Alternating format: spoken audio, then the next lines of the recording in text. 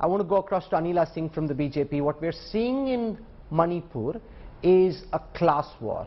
It's a war between communities. In some ways, it's a civil war.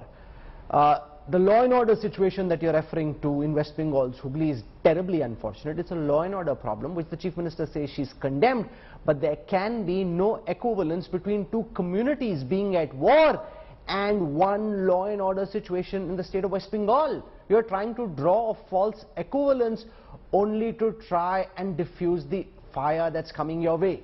Respond to that, Anila Singh. My Ram Ram to everyone. And what to say? It is so unfortunate.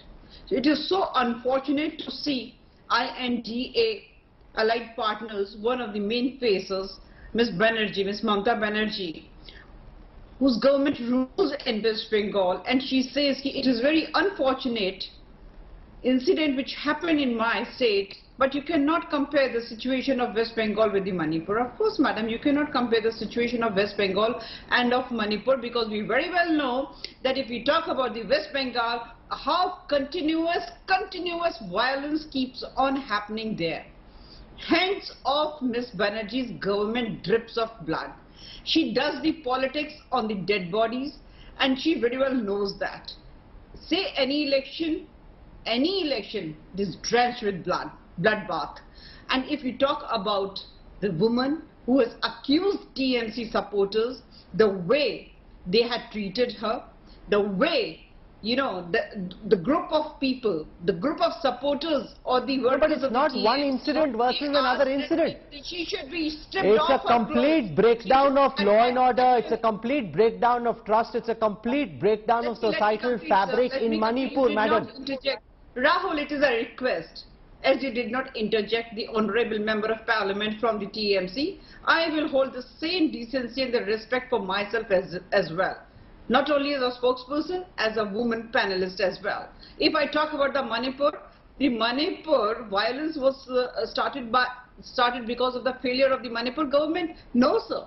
We very well know that the verdict was announced by the Honorable High Court, and then this violence started. But there is a chronology in it, and that chronology stinks of conspiracy. I say it in very clear and loud and bold words. Yes, conspiracy.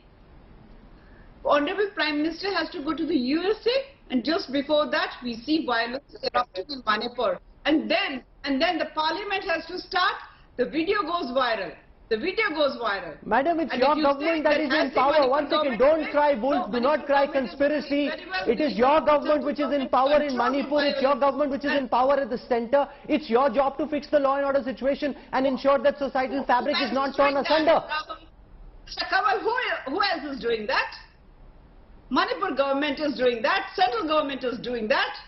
Are you not going to investigate the chronology that stinks of the conspiracy? What is happening and how it happened?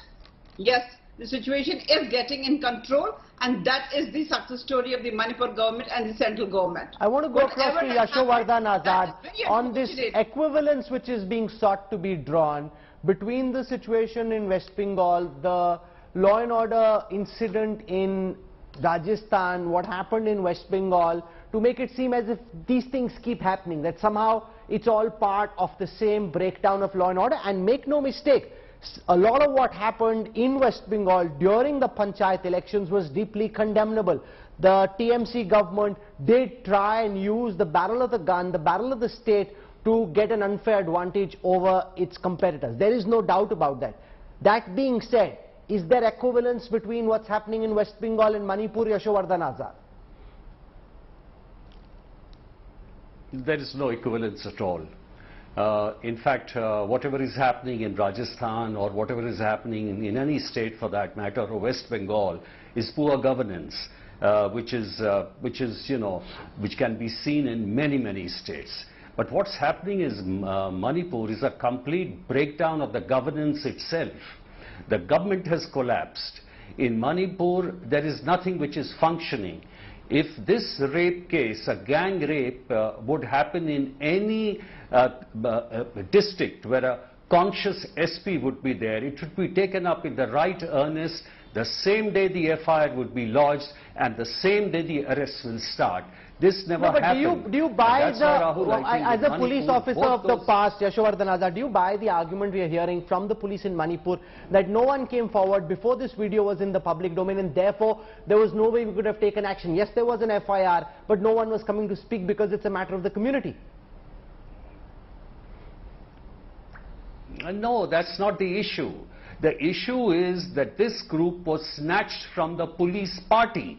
So it should have been the police party which should have registered the FIR.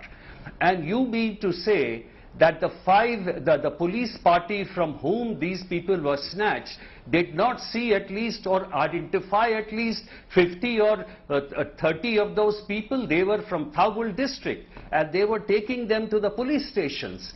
It's impossible.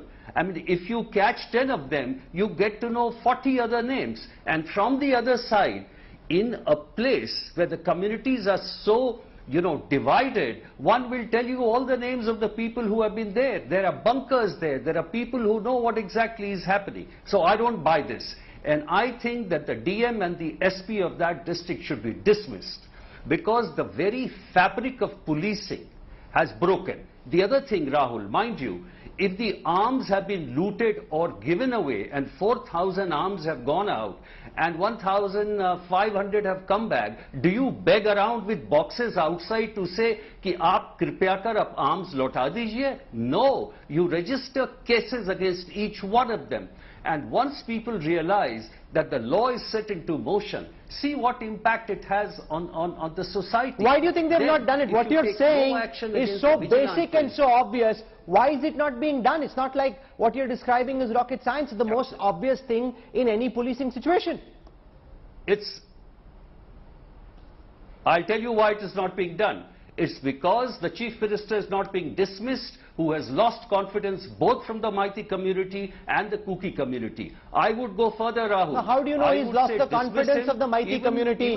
For many in the Meitei community, according to the understanding of the central BJP leaders, he's quite a hero because he's taken care of their interests. That's one of the reasons he hasn't been fired so far.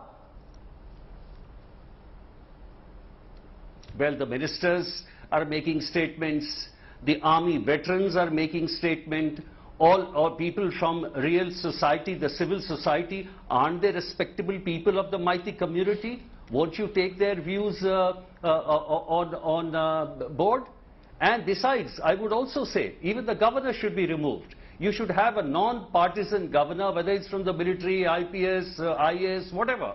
Have 3 competent set of advisors. Set the police in motion. You can.